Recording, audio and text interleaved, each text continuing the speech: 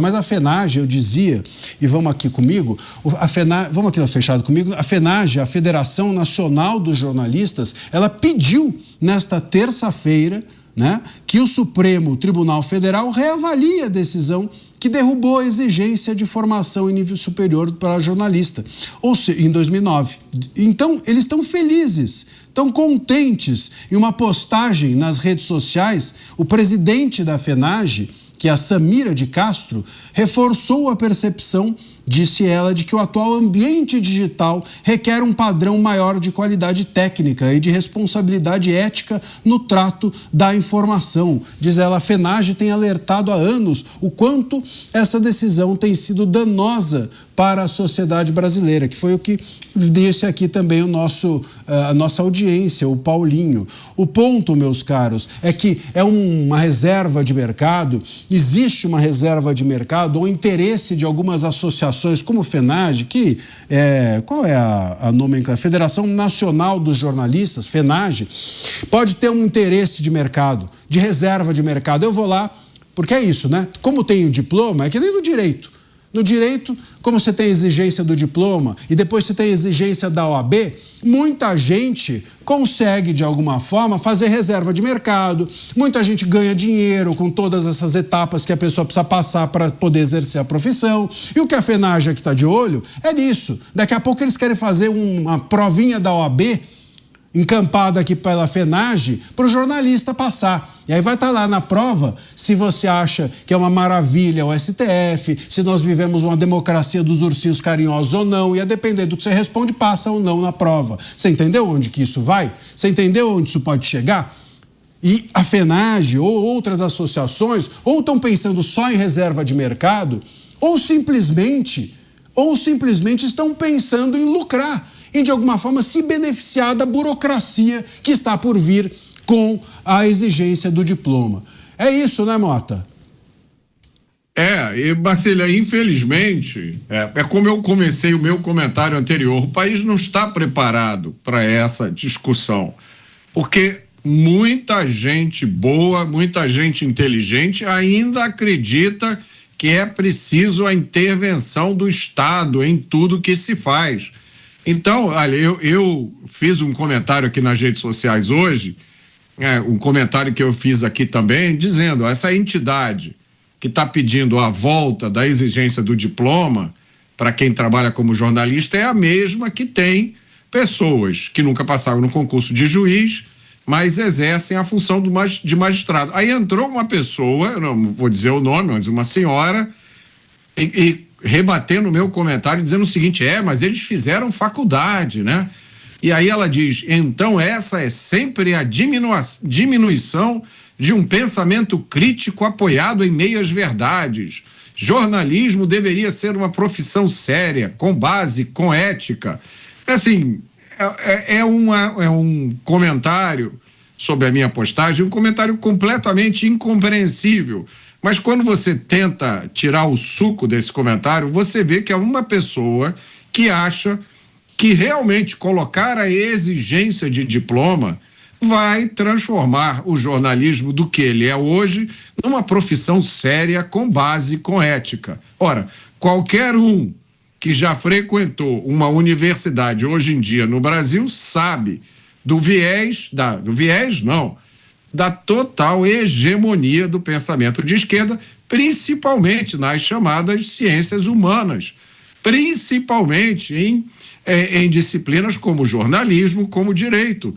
É marxismo puro, por isso predomina o marxismo, o pensamento esquerdista, socialista, progressista nessas profissões.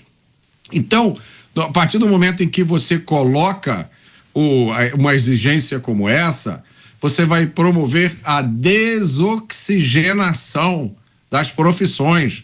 Você vai acabar com os 2% que existem hoje de jornalistas que, eu não vou dizer nem que são de direita, hein? Dos 2 a 3% de jornalistas que não são de esquerda, que ainda pensam, que ainda, né? Você vai ter que conviver para o resto da vida com os jornalistas que diante do aumento de preços no supermercado diz para você que é apenas uma sensação. Isso não é inflação, tá? Que diante de notícias péssimas vão dizer para você: entenda como isso é bom.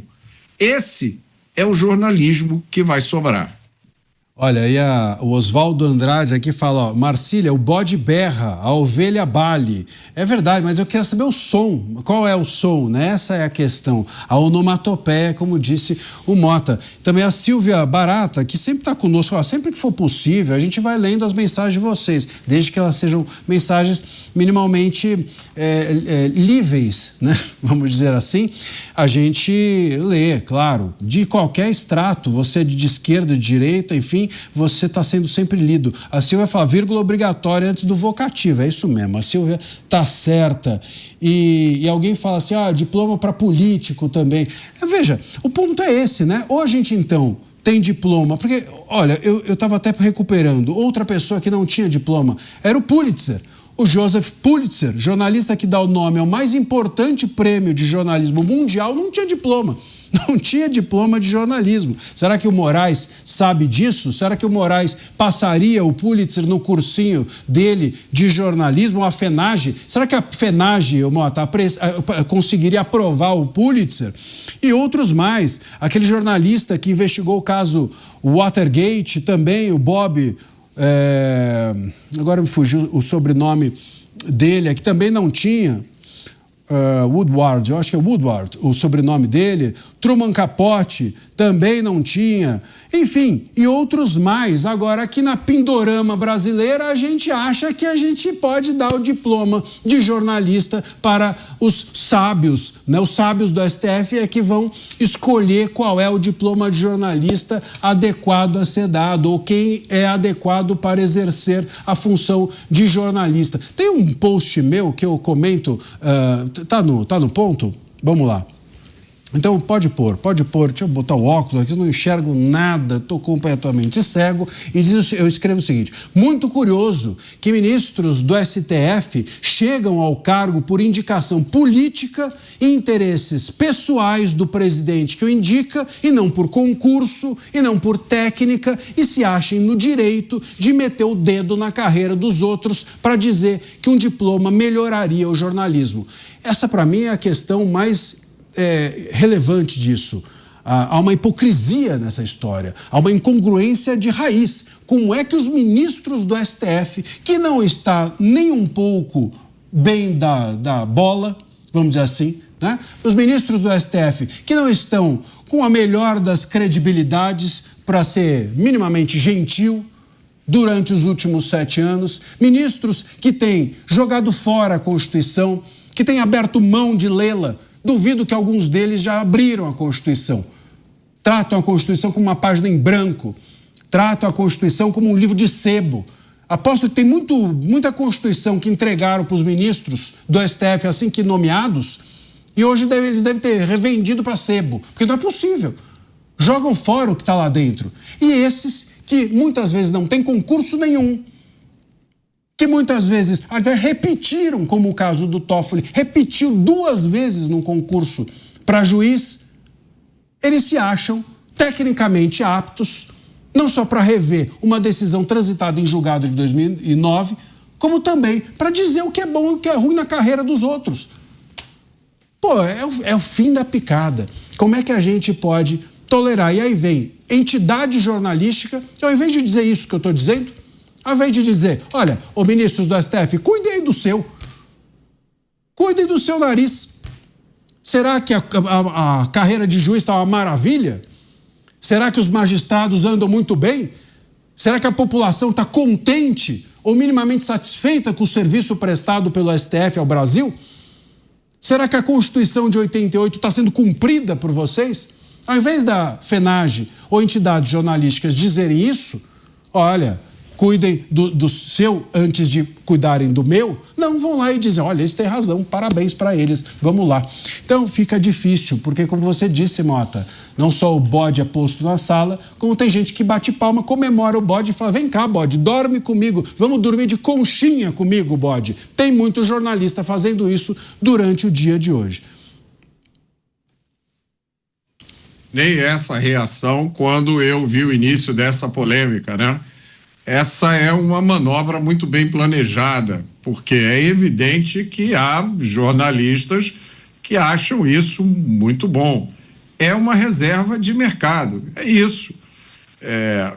Agora, eu repito, o mais escandaloso disso tudo é a origem dessa história toda, porque isso não está sendo discutido como fruto, né, de um debate nacional ou de uma necessidade percebida pela sociedade ou de um desejo de realmente melhorar alguma coisa. Isso está sendo discutido como um band-aid para tapar uma situação absurda que teve origem numa disputa política. Olha, e a gente está falando aqui, né, depois o Mota volta, completa o raciocínio, então eu não vou pegar a fala dele, mas a gente tem um post aqui do Glenn Greenwald, mas antes do post dele, só para vocês entenderem, tem um jornalista chamado Renato Souza, né, conhecido como Repórter Renato, que ele postou no Twitter o seguinte, agora, isso ontem, né, ministro Alexandre de Moraes defende uma regulação do jornalismo e que o STF reveja a decisão que validou a obrigatoriedade do diploma. E aí ele cita, né? A liberdade de imprensa não é uma licença para ofender, para praticar crimes. Isso não é o uso de um direito, é um abuso de um direito. Enfim, platitudes ditas aqui pelo Alexandre de Moraes durante esse julgamento.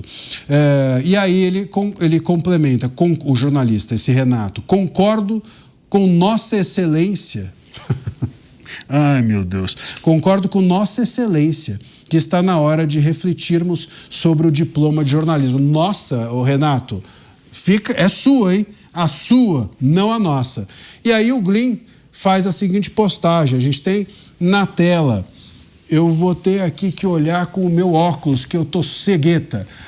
Ele diz o seguinte, o STF em 2009 eliminou a exigência, como a gente está mencionando aqui, a exigência do diploma de jornalismo para que alguém fosse considerado jornalista, uma limitação baixada durante o regime militar, no decreto que o Mota já citou também aqui. A votação foi de 8-1. Gilmar Mendes, que estava até agora, a gente viu a fala do Gilmar Mendes, dizendo que ele quer rever. Ele mesmo deu a decisão. Gilmar Mendes foi o relator. Carmen Lúcia, como de costume, votou com ele. Como de costume é por minha conta, não foi o Glenn que falou. Os ministros concluíram que os direitos de liberdade de expressão e de liberdade de imprensa na Constituição de 1988 vedam essa exigência da época da ditadura. Imagina só, a gente está querendo recuperar uma regra que a ditadura instituiu.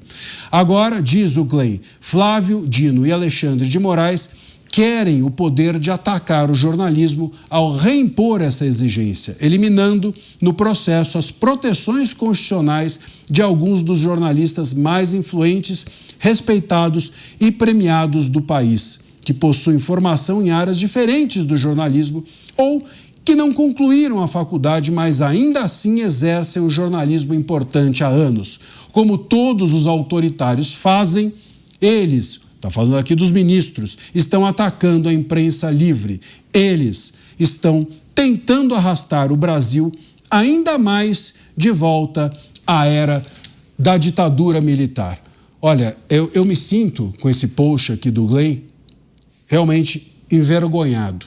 E eu me sinto envergonhado por duas razões, né? Primeiro, que o Glenn está aqui dizendo para o Brasil, ou para o brasileiro, ou para os jornalistas brasileiros, uma coisa que nós brasileiros não estamos conseguindo entender.